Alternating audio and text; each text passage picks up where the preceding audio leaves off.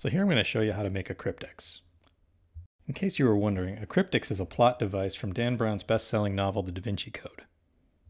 It consists of an inner cylinder, around which goes an outer cylinder that is held in place by lock rings, and inside you put a treasure map or something, and then some sort of liquid that if the glass jar breaks will dissolve the treasure map.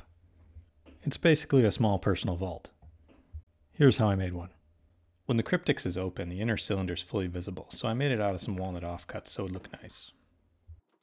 I'm making the rings out of an octagon shape, so I set the table saw blade to 67.5 degrees.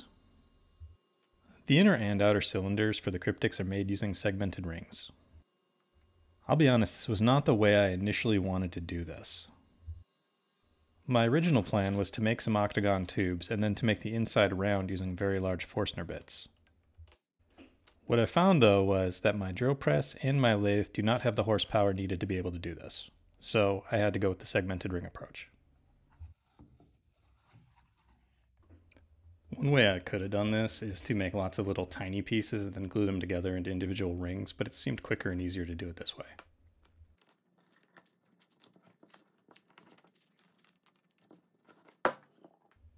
These green rings I'm using is a polyurethane cord that you can basically cut to length and melt the ends and put them together to make any size rubber band you want. It's really convenient for doing stuff like this. Once all the glue was dry, I needed to square up one of the ends, and I don't know why it didn't occur to me to just use my miter saw for this. It would have worked out a lot better than trying to do it on the table saw. With one of the ends mostly squared, I started slicing my tube up into little tiny rings. I kept them at slices about 1 inch thick. I went with 1 inch because of the amount of cutting area that my flush cut bit on the router table has. I used the drum sander to smooth out all the bandsaw marks. This is the shape that I'm going to be cutting these rings into. I cut out the templates on my laser cutter out of some old underlayment that I had. There is a reason why there's that flat portion to the circle, and that'll become apparent towards the end of the video. I used superglue to affix the template to my end ring.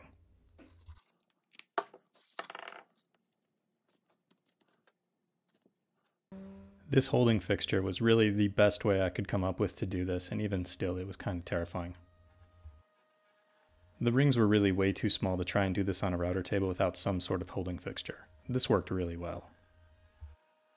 Even so, I really should have hogged out more of the waste material on like the drill press or something before routing it, and in the subsequent layers I did. Ideally, using a flesh cut bit, you're only really removing about 1/16 to 1/8 of an inch of material. I hogged out as much of the waste material as I could, but due to the little flat shape on the ring, that was as much as I could take out. The first shaped layer was then glued onto the second one with the segments offset.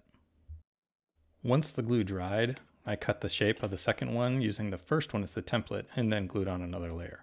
If this seems like it was tedious, it was. It took about 3 days of gluing on layers, shaping them, and gluing on the next layer before I had the tube long enough.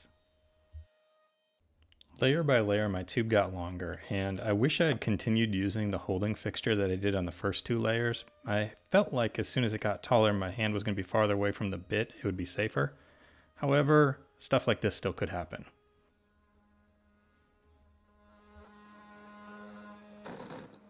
When I did the outer tube, I went back to using the holding fixture for every layer. I used a thin disc of flowering cherry for the final layer on my inner tube. This was just done for aesthetic reasons. Once I had the tube long enough for my Cryptex, I needed to make the outside round. First, I needed to make some little fixtures to hold each end. I laser cut 2 plugs that would then key into that flat part of the inner tube and then glued them onto some plywood. I had to add some holes for what's going to be a threaded rod to go all the way through the entire tube. So what I'm making is basically plugs that will go on either end of the tube and key in as tightly as possible. If you watched my last video, you may have already figured out that what I'm going to do is make this round using the table saw. In that last video, I did a pretty thorough tutorial on how to make this jig and how to use it on the table saw. If you'd like to watch that video, click the link in the upper right hand corner.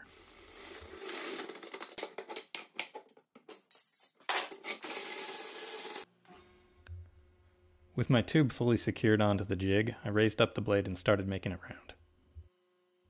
Now, I could have done this on the lathe, but this tube has to have a very consistent outer diameter that runs the entire length of it, and I am not confident enough in my turning abilities to be able to do that easily. Using this jig, I was able to get the cylinder to its final outer diameter in less than 2 minutes.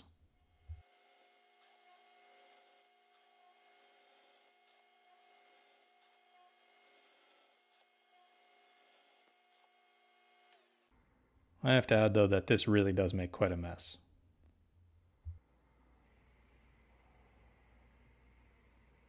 After cleanup, I did some sanding on the outside of the tube. And check out how consistent these measurements are. I had less than 1/4 of a millimeter of variation all the way down. The outer cylinder came next and was largely made the exact same way, so I'm going to kind of breeze through a lot of these steps. None of the outer cylinder is really going to be visible, so I used beech because I still have a lot of scraps left over from last summer's projects. Anyway, I based the inner diameter of this template on the outer diameter of the cylinder I made in the previous part of the video. Once I had that inner cylinder made, I knew exactly what I needed to do, and this one ended up being about 1/2 millimeter wider in diameter. I did a thin layer of walnut for the very final ring because that one will be visible. I did some light sanding on the inside because it does serve as a bearing surface for the inner cylinder. I used my table saw jig again to make the outside round, and I was pretty glad this was the last time I was going to have to do this because it makes so much dust.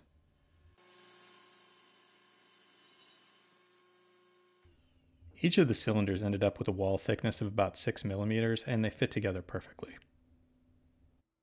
I'll take a moment to acknowledge that, yeah, I probably could have made the outer part of the cylinder round on the router table just using the outside part of the template, but I don't think it would have been this consistent nor this safe.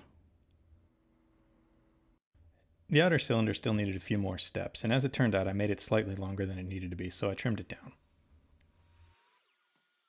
I also needed to add a keyway through the entire thing, so I made up this jig to be able to do that on the table saw. Basically, it's just a box of plywood that goes around the cylinder, and I used double-sided tape to make sure nothing would move. I marked the exact center on the jig, and then I used that to set the table saw fence so I would slice half the cylinder perfectly down the middle. After I made the first cut, I flipped the jig around to make sure that my cut would stay perfectly centered. This cut will form a keyway for all the pins that are going to end up on the inner cylinder to go into the lock rings. This will make sense by the end of the video.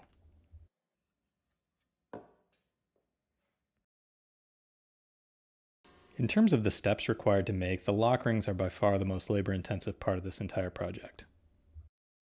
I started by making another octagonal tube of walnut, only this time it was sliced into much thinner sections.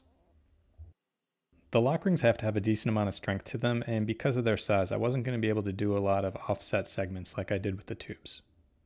I'm making 14 separate lock rings, so I needed to have 28 of these little walnut slices. Like just about every other piece of this project, these slices next went through the drum sander. I cut up 14 squares of 1/2 inch thick plywood to serve as the cores for the lock rings. By the time these lock rings are done, none of the plywood will ever be visible. Each of the walnut slices was then glued to both sides of the plywood core. Here's a digital representation of what I have now. A piece of plywood with 2 walnut octagons glued onto each side. The inner diameter of these circles is based on the outer diameter of the second cylinder that I made. I cut 14 of these circles to serve as templates. This is what I was going for, so I glued one of these templates onto every single one of my walnut plywood sandwiches. I forgot to take footage of this next step, but after the gluing on all the templates, I ran these through the drum sander and made the non-template side 1/8 inch thick. I also removed most of the waste from the center using a hole saw that was slightly smaller than my template. Now I'm only showing the creation of one lock ring since they're all basically the same, but remember I did this 14 times. With the bulk removed, I cleaned up the rest using the flush cut bit.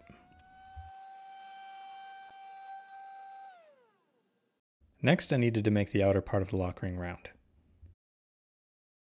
The bulk of the excess was removed on the bandsaw.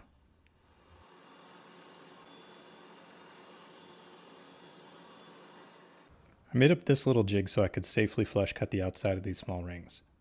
It's got these little screws that protrude through it to give me good purchase on the workpiece. A good percentage of this project was just coming up with different ways to hold things so I wouldn't lose a finger on the router table. After I flush cut the outer diameter, I needed to add a small 1/16 of an inch deep rabbet. This is only done on one side of the lock ring.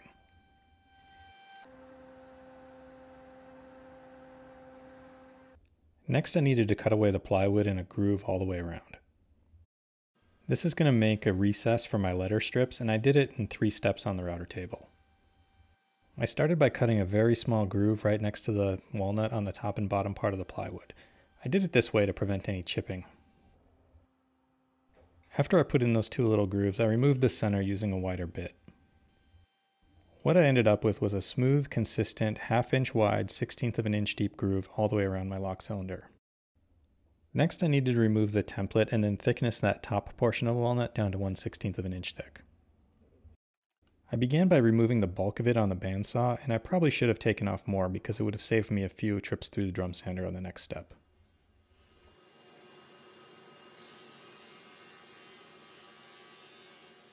The lock rings are now at their final thickness, but I need to add a rabbet to the inside.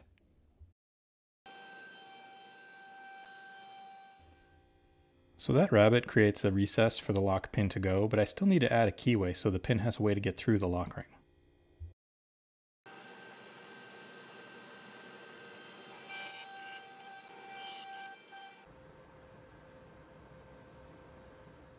At this point I thought the lock rings were pretty much done, so I did a little bit of final sanding on the lathe. So minus the lettering, that was how I made the lock rings. But there was a problem. So I had a bit of a screw up. These little rings are supposed to create a space between this ring, well, let's say this little raised part is supposed to create a space between this ring and the one next to it, but I hollowed this out so much that now they're right on each other. And when they go on the tube, they rock back and forth because they don't ride right on each other. On my prototype, I didn't have this problem, but these were also a lot beefier, and I've shrunk them down a good bit for this final product. So what I'm doing is I'm cutting discs on the laser out of some more plywood to fill that in, and then redoing the rabbet only at 1/8 instead of 1/4, so it tightens it up. And then now on my redone ones, that gap is back where it's supposed to be, and this can bear on the one right next to it, and it should all work out. So beyond this little bit here gluing the rings in, I didn't film any of that because it was essentially the exact same steps I've already done, just at a different depth. So now I had 14 properly fitting lock rings, but until I get the letters on, they're not exactly impressive looking with all that raw plywood.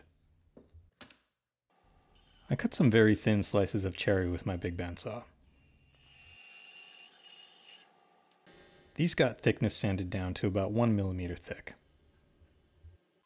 I'm going to laser engrave the letters, so I did finish sanding first. I did a couple of tests to make sure I had the exact right circumference of my lock rings before I made these final letter strips. As you can see here, these are very thin little veneers. These each got wetted with some water and then had an iron put on them to make it as soft and pliable as possible before I glued them on.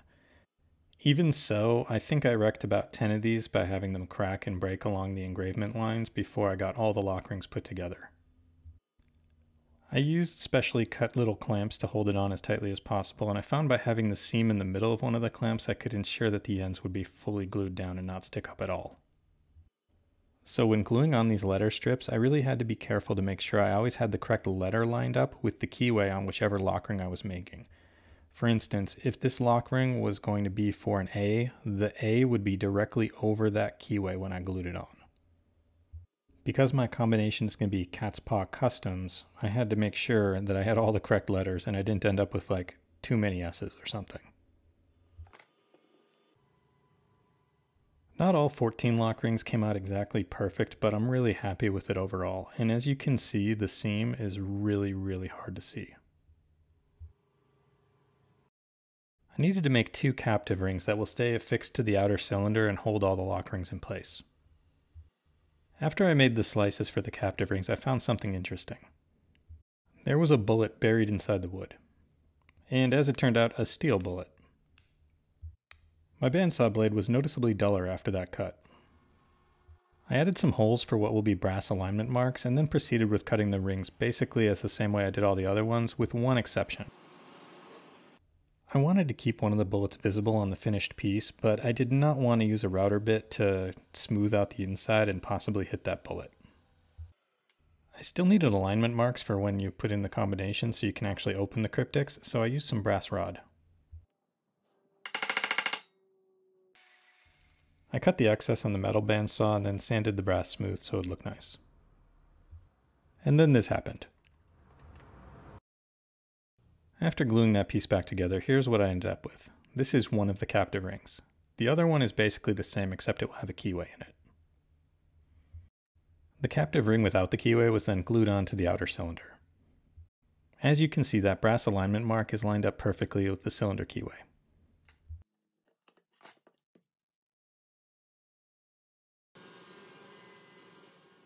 For my end caps, I did decide to use the lathe, so I started by making 2 segmented rings.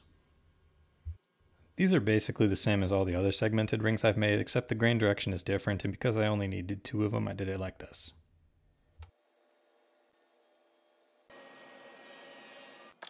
I needed to add a tenon to these discs to be able to use the lathe chuck, so I laser cut another piece of plywood and glued it on.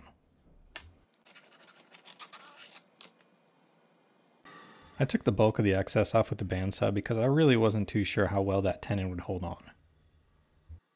As it turned out, I really didn't need to worry about that tenon. The glue held on pretty well. I started by getting the end caps to their final outside diameters. Then I cut a little recess so there'd be a spot for fingertips to go to be able to pull the Cryptex open. Next I used a Forstner bit to cut a little bit of a recess in the end so I can have a little plate that'll get glued in and cover up that octagonal hole. Then some final shaping and sanding. Like I said earlier, I'm really not great on a lathe, but I did manage to make 2 end caps for this Cryptex that matched each other. I laser cut 2 thin discs of cherry and then glued them into those recesses.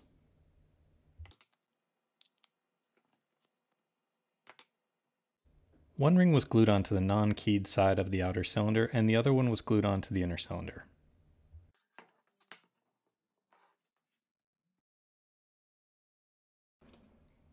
Laying out the alignment for the lock pins on the inner cylinder, it was probably one of the parts of this entire project that required the most precision. And that's really saying something because there really wasn't a single part of this Cryptex project that had any sort of forgiveness for loose tolerances. Anyway, I next drilled the 14 holes for the lock pins.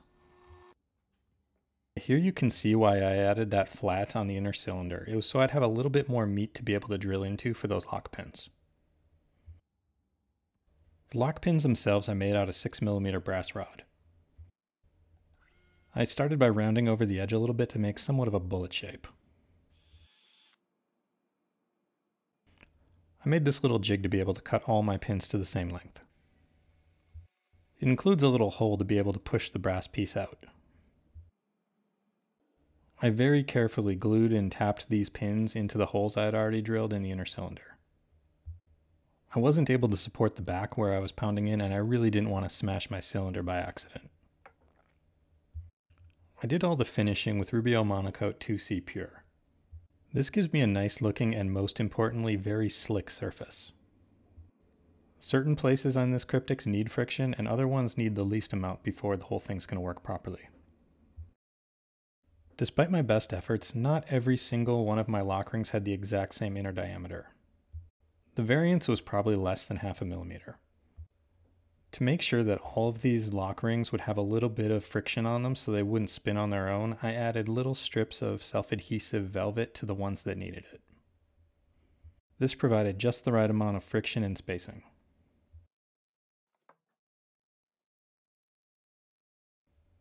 With all the lock rings in place, I glued on the second captive ring, and there you can see the one part of the bullet that was still going to be visible. Just in case I really haven't made it apparent how the lock works, here you can see it up close. There's the lock ring rotated to a lock, and back to open. So if the correct combination of letters is set as it is right now, then the keyway is clear and the inner cylinder can slide right in. Then by rotating any lock ring to a different letter, the lock cylinder is now held in place and the Cryptex is locked. Put the correct combination back in and the lock cylinder pops right out.